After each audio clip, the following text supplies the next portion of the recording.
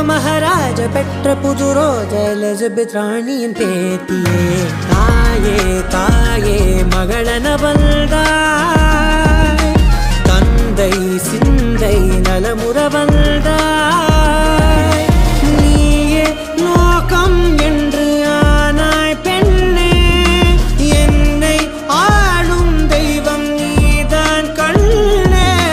பெற்றது நானா இல்லை உன் மகனே நானம்மா தாயே தாயே மகளன வந்தாய்